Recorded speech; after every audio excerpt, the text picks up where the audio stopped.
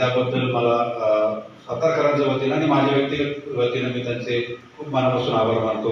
आणि बघा ना, असा हॉल जो मध्यवर्ती ठिकाणी आहे तो विना मोबदला वापरायला देणं कुठल्याही, म्हणजे किती इथं खूप कार्यक्रम होतात. आता इथं आमचे कुमार सानूंचे खास त्यांना कुमार सानू यांची खूप आवडते आहे असे आमचे मित्र प्रशांत कुलकर्णी आहेत, जे गीत गाथाचे एक सदस्य आहेत. गीत गाथाचे सुद्धा इथे भरपूर कार्यक्रम झालेले आहेत, आमच्या ग्रुपचे झालेले आहेत. तर हे सगळ्याच श्रेय जातं ते चिटणीस सरांना जातं. त्यामुळं मला त्याचे वारंवार हे वाटतं की कौतुक करावंसं वाटतं की चिटणीस सर हे कसं करत असतील. आणि हे सगळं करत असताना ते स्वतः लेखन करत असतात, स्वतः त्यांचे लेख तुम्ही प्रसिद्ध झालेले पाहिले असतील, प्लस त्यांचे खाली पतसंस्थेचे काम बघत असतात. हे सगळा व्याप कसे सांभाळतात ते मला माहिती नाही, परंतु त्यांचं कौतुक करावं थोडं आहे. या गाण्याच्या कार्यक्रमाच्या निमित्तानं मला एक मगाशी आमची चर्चा झाली चिटणीस सरांशी, की चिटणीस सरांचे माझं त्यावर एक मत झालं की कार्यक्रम होत असताना जो कलाकार गात असतो, मग तो लोंढे असतील किंवा आमचे गोपाळ काळे सर असतील किंवा आमच्या अपर्णा मॅडम असतील, हा रॉयल ग्रुपमध्ये अष्टगंधाचा कार्यक्रम जो झालेला आहे त्या सगळ्या कलाकारांचं. तर आता विजय काळे आज जातोय, तो विजय आवळे जातो, तर आज त्यांनी खूप कष्ट करून अभ्यास करून त्याच्याला वेळ दिलेला असतो, खूप त्याच्यावर प्रॅक्टिस केलेली असते वगैरे वगैरे. परंतु जेव्हा गाणं चालू असतं तेव्हा जर कोणी डान्ससाठी उठलं तर ते थोडंसं आमच्या पिढीला, म्हणजे मला आणि चिटणीस सरांना थोडंसं ते रुचत नाही. आणि होतं काय की किती जरी चांगला पट्टीचा कलाकार असला तरी समोर कोणीतरी डान्स करत आहे म्हटल्यानंतर त्याचं चित्त विचलित होतं. आपलं ते हायवेवर लिहिलेलं तुम्ही वाचता असं, नजर हटी दुर्घटना घटी, असं होतं. आणि ते जे हे आहे यंत्र ते चालूच राहतं, त्याला काही नजर हटत नाही, त्याची दुर्घटना घटत नाही, ते चालूच राहतं. पण बीट चुकू शकतो आणि मग त्या गायकाचं गाणं पण चुकू शकतं.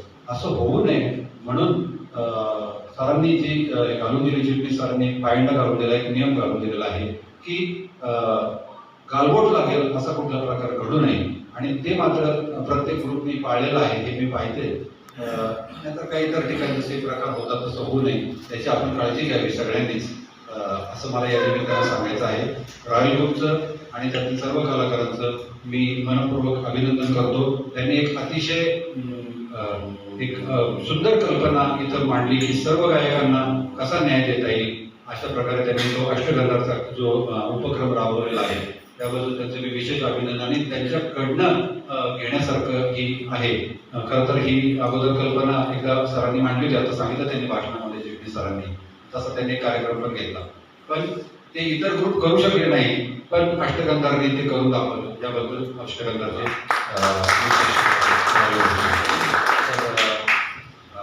एवढं मला बोलायचं होतं.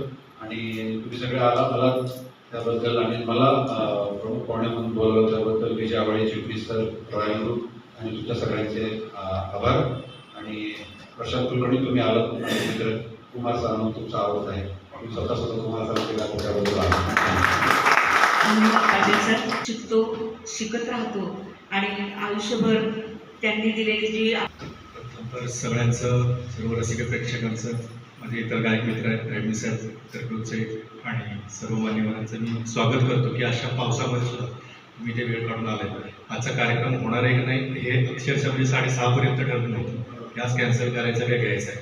पण जसे तुम्ही लोक आले त्यामुळे आता काही फरक पडत नाही, कार्यक्रम हा होणारच आहे हे तर आता कन्फर्म झालेलं आहे. त्यामुळे पण खरोखरच आज मला खूप आनंद होतो की ज्यावेळेस मला काही फोटोजमध्ये मागच्या कार्यक्रमातल्या पाटीलचा दिसलं, मला माहीत नव्हतं कुठला आपल्या ग्रुपमध्ये आहे वगैरे. आणि मी बघितलं आणि खराट सरांनी विचारलं, म्हटलं सर पाटील तुमच्या कोण आहे, म्हणजे पाटील सर. तेव्हा मी ठरवलं की माझ्या प्रोग्रामला मी त्यांना आमंत्रण देणार आहे, त्या प्रमुख बोलवलं.